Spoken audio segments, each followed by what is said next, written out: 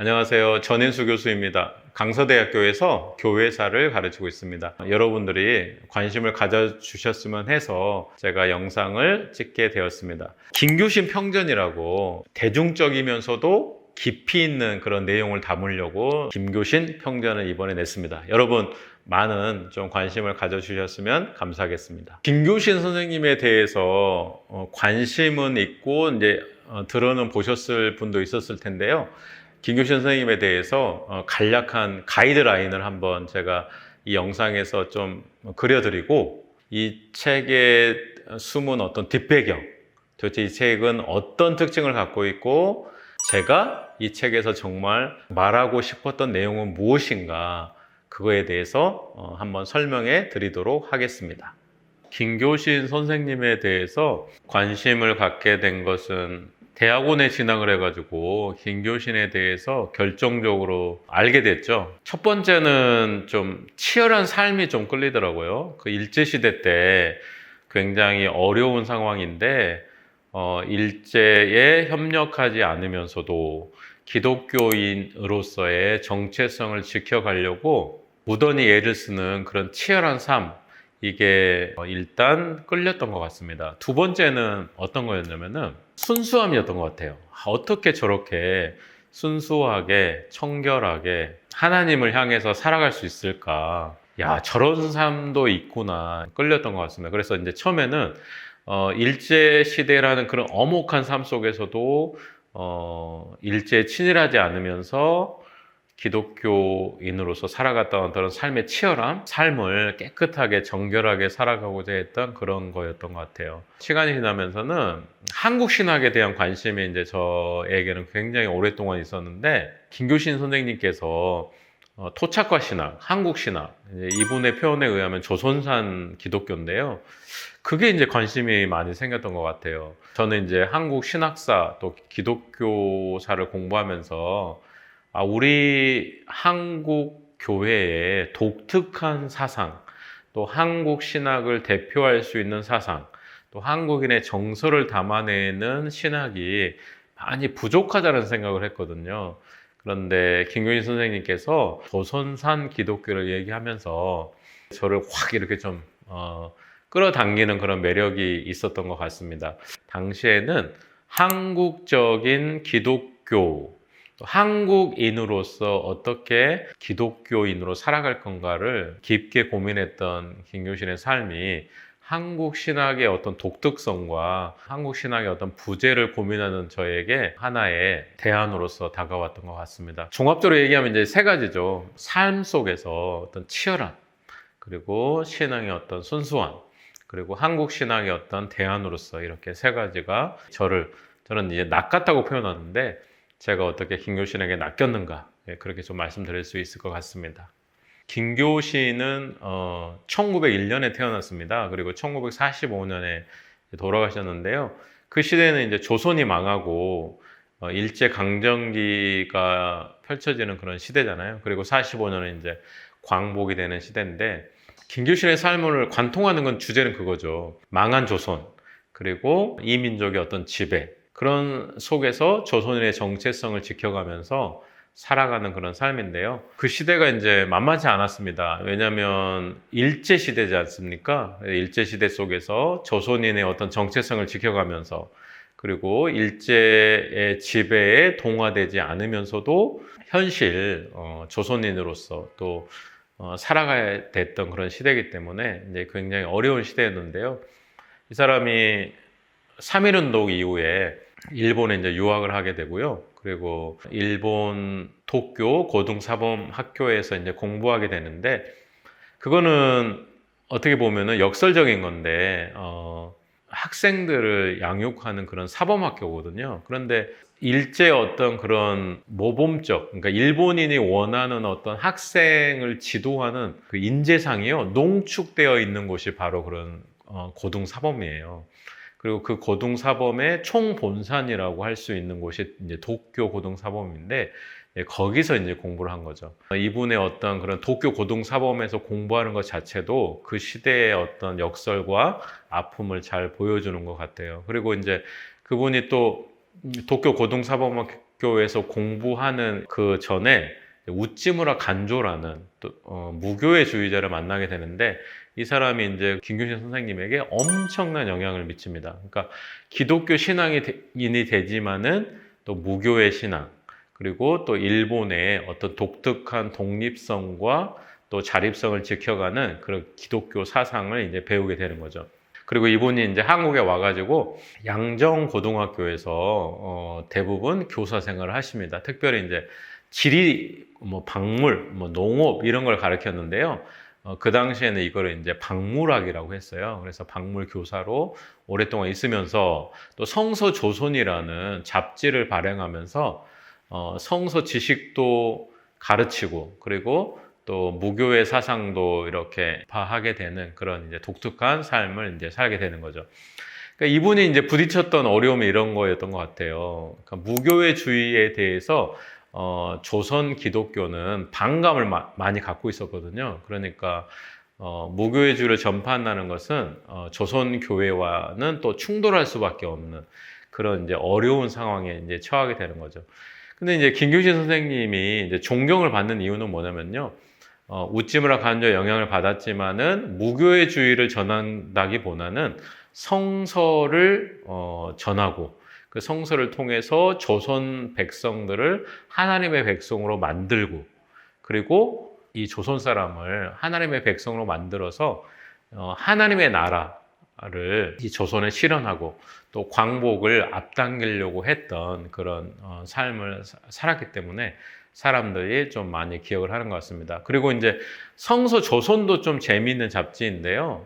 이 성서조선이라는 것은 이제 성서와 조선인데, 김규신의 사상이 이 성서조선이라는 거에 잡지명에 완전히 명확하게 드러나는데요. 김규신의 삶의 어떤 모든 초점은 성서로 조선을 다시 일으키려고 했습니다. 그래서 성서로 조선인을 하나님의 백성으로 만들어서 하나님의 때를 앞당기고, 그 다음에 조선의 독립도 하나님의 섭리 안에서 이렇게 앞당기려고 했던 사람이 바로 김교신이었던 거죠. 그리고 이제 자료적 가치도 상당히 커요. 김교신 선생님께서 15년 정도 되는 것 같은데요. 15년 정도 성서조선을 발행했는데 15년 동안에 이 발행된 이 자료 자체가 한국 기독교 사회도 상당히 기여하는 그런 가치를 갖고 있다. 그렇게 얘기할 수 있을 것 같습니다. 김교신 선생님께서 도쿄 고등사범에서 공부를 했는데요. 도쿄 고등사범학교에 들어가기 전에 우찌무라 간조를 만납니다. 원래 김교신 선생님은 성결교회 홀리니스 처치에 원래 출석을 했는데 교회에서 이제 분란을 겪게 됩니다. 그러면서 신앙이 굉장히 동요를 하게 돼요. 그러니까 원래 이제 초신자들이 교회 안에 분란을 보면은 굉장히 신앙에 어려움을 당하게 되잖아요.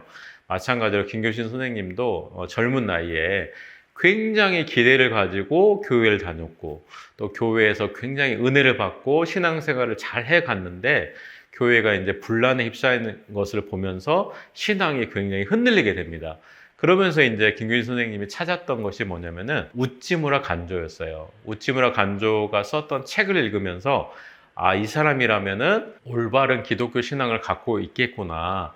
그렇게 해서 우찌무라 간조를 만나게 됐고, 그래서 이제 우찌무라 간조가 강연을 이제 로마서 강연을 하게 됐는데요. 강연을 들으면서 이제 완전히 우찌무라 간조의 제자가 되는 거죠. 그런데 이제 우찌무라 간조는 좀 특별한 사람이에요. 지금은 뭐 일본뿐만 아니라 세계적인 어떤 평신도 신학자로서 이름이 높고, 우리나라에서도 뭐 일본 기독교인이라고 하면은 우찌무라 간조가 사실 가장 유명하죠. 그만큼 유명하고 잘 알려진 사람이지만 무교의 주의를 주장하면서 좀 논란이 되기도 합니다. 이제 무교의 주의라는 거를 사람들이 이렇게 많이 오해를 해요. 교회가 필요 없다. 뭐 교회를 없애려고 하는 거다. 이렇게 이제 많은 오해를 하는데, 사실 무교의 주의라는 것은 뭐냐면은 교회가 우리를 구원하는 게 아니다. 그리고 교회를 절대화하면 안 된다.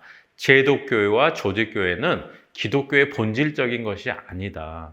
그래서 성서를 통해서 예수 그리스도를 바라보고자 하는 것, 그게 바로 무교의 주의 사상입니다. 그러니까 무슨 얘기냐면은 교회를 반드시 다녀야 구원받는 것이 아니라 우리의 구원이라는 것은 예수 그리스도의 대속 사역으로 이루어지는 것이다. 이게 이제 무교의 주의인데요. 근데 이게 이제 오해를 살 수밖에 없는 게 그 이름에서도 무교회주의가 상당히 오해를 살 수 있지만은 교회를 이끌어가는 어떤 목회자라든가 그리고 교회를 열심히 다니는 그런 성도들의 입장에서 교회가 구원의 매개체가 아니라고 이거 자체가 오해를 샀던 거죠. 그런데 어쨌든 지금은 무교회주의에 대한 상당히 오해가 많이 풀렸고요. 무교회주의라는 거는 기독교의 어떤 진리를 더 잘 밝혀주는 사상이다. 왜냐하면은 우리의 구원이라는 것이 예수 그리스도의 대속 사역을 통해서 오는 것이지 교회라는 어떤 제도를 통과해야 되는 것은 아니다. 이제 그런 사상을 얘기했기 때문에 오늘날에는 점차 무교회주의 사상에 대해서 오해가 많이 풀리고 있는 거는 맞는데 어쨌든 1920년대 당시에 김교신이 무교회주의를 접하게 됐고 조선에 돌아와 가지고 무교회주의를 이제 전파하게 되면서 조선 기독교계와 충돌을 겪었던 것은 분명합니다. 저는 이제 김교신 평전을 이제 이번에 제가 썼는데요. 세속성자라는 타이틀을 붙였고 일상에서 영혼을 일구다. 이렇게 이제 제목을 잡았는데 다른 김교신 평전과 이번 평전이 제가 쓴 평전이 어떻게 다른가 몇 가지로 좀 말씀드리고 싶은데 저는 어쨌든 이번 책이요 학문적인 책은 아닙니다. 물론 평전을 막 어렵게 쓸 수는 없죠. 학문적인 얘기는 이제 다른 책이라든가 논문에서 얘기할 수 있다고 생각하고 이번 평전은 좀 대중적인 시각에서 썼는데 그래서 김교신 선생님이 어떤 신학적인 얘기도 했기 때문에 신학적인 얘기를 아주 안 할 수는 없었어요. 그래서 일부 좀 그런 신학적인 얘기도 물론 있기는 합니다. 그런데요, 다른 책과 그러면 차이점이 뭐냐, 다른 평전과 다른 점이 뭐냐. 저는 오히려요, 김교신을 하나의 인간으로 좀 보고 싶었어요.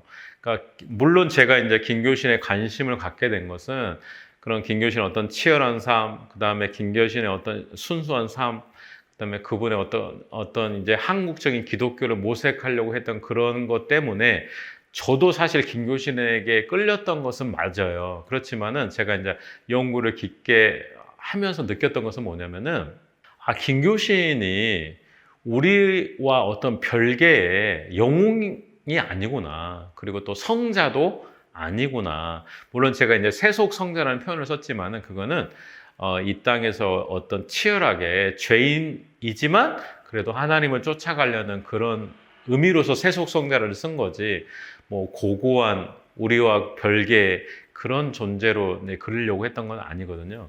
근데 저는 이제 어쨌든 다른 평전은 김교신을 지나치게 영웅시하고 어떻게 보면은 성인처럼 다룬다는 느낌을 받았어요. 그래서 저는 이번 평전에서는 철저히 김교신은 한 명의 인간이다. 그리고 우리랑 별다른 점이 없는 죄인이다. 그 사람도 그리스도의 대속의 은혜가 필요한 죄인이다. 이거를 좀 드러내고 싶었고 두 번째는 제가 이 평전에서 얘기하고 싶었던 게 김교신에 너무 포커스를 맞추면 김교신을 오히려 왜곡한다는 점을 좀 드러내고 싶었어요. 그래서 제가 이제 평전 곳곳에서 김교신을 제대로 보려면은 오히려 김교신 중심주의를 벗어나야 된다. 이제 이런 얘기를 많이 썼는데 예를 들면 이런 거예요.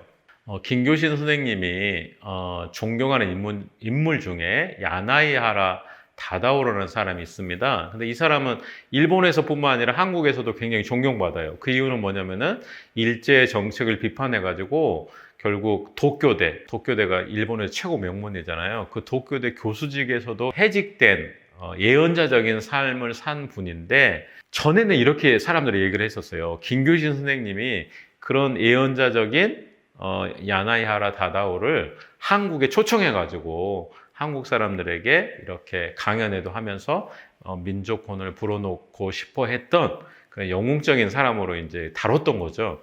근데 제가 김교신 연구를 해보니까 사실 우리가 김교신에 너무 집중하다 보니까 이제 사료를 보는 눈이 좀 흩어진 거죠.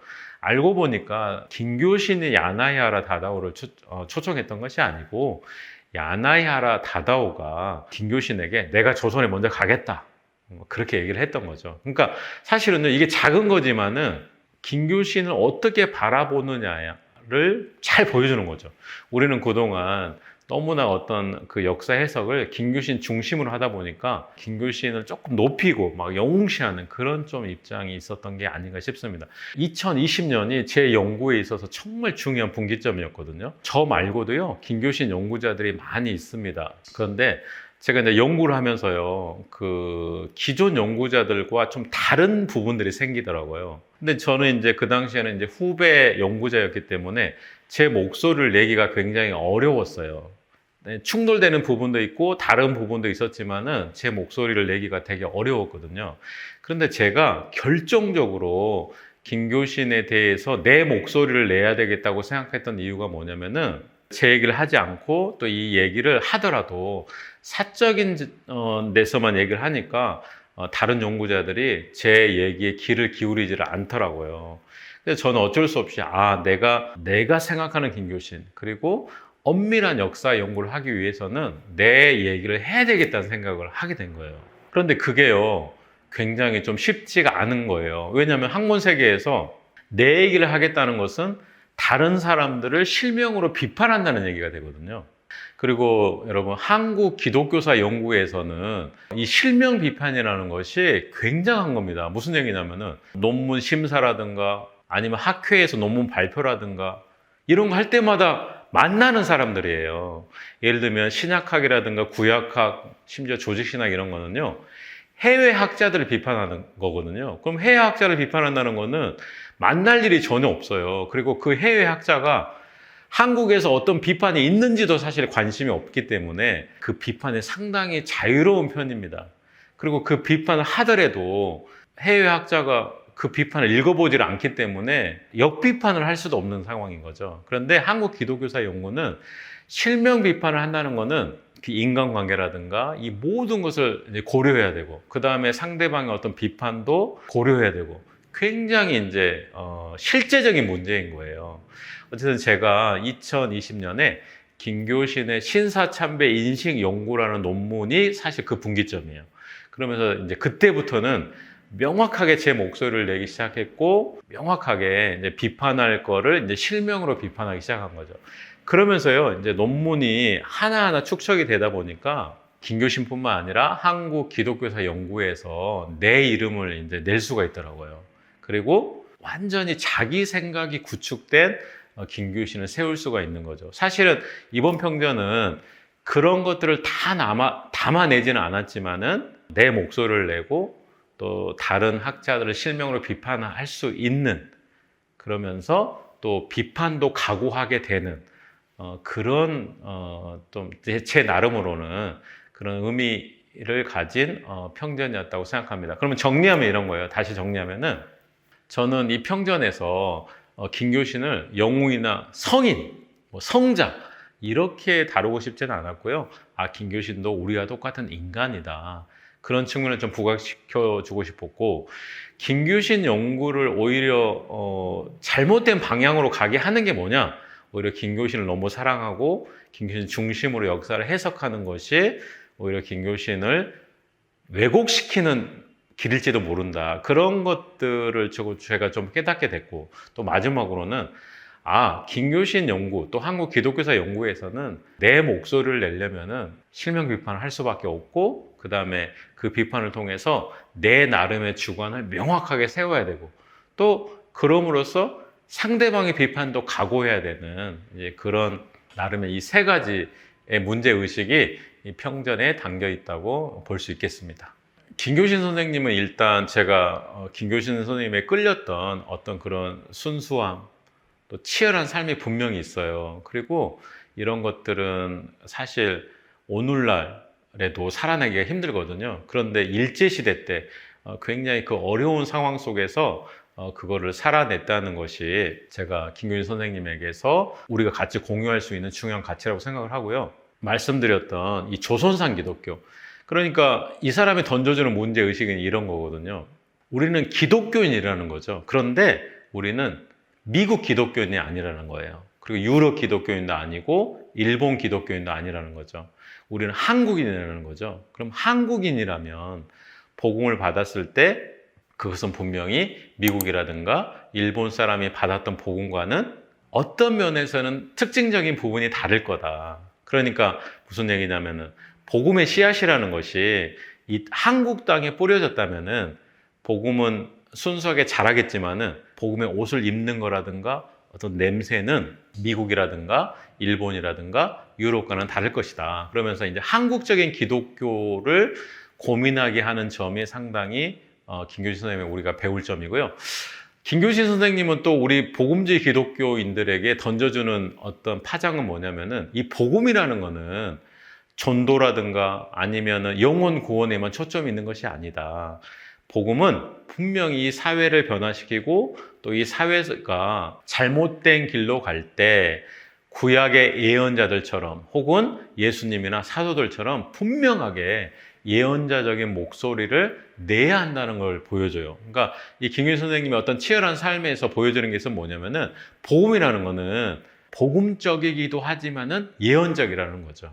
그래서 이 사회가 공의와 정의와 또 기독교인들이 관심을 충분히 가져야 된다. 그런 점에서 또 얘기를 해주고요. 마지막 이제 제가 말씀드리고 싶은 거는 김규 선생님은 이 현 시대 속에서 우리가 어떻게 살아갈 건가 각자의 고민을 던져주는 거죠. 무슨 얘기냐면은 김규 선생님은 일제시대 때 조선을 살릴 수 있는 것은 뭔가 거기에 모든 초점을 성서로 봤던 거예요. 성서를 통해서 조선인을 하나님의 백성으로 만든다면은 우리가 그렇게 꿈꿔왔던 독립도 앞당길 수 있을 거라고 생각을 했던 거죠. 그게 자신의 소명이라고 생각을 했던 거예요. 그러면 오늘날 우리에게 있어서 복음이라는 것은 뭘까? 오늘날 우리에게 있어서 기독교인이라는 것은 뭘까?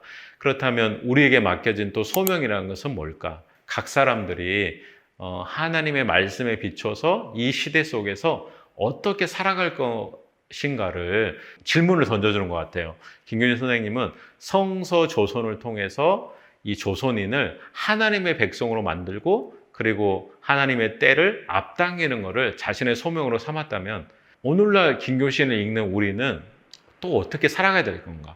이 시대가 변했고 환경이 변했지만은 이 하나님의 말씀으로 이 시대를 어떻게 해석해내고 또 어떤 소명의식을 갖고 하나님 나라를 구현해 갈 것인가가 그런 질문을 던져주는 것 그리고 그 답을 우리가 스스로 찾게 하는 것이 김규진 선생님이 우리에게 던져주는 중요한 교훈이자 질문이지 않을까 생각합니다.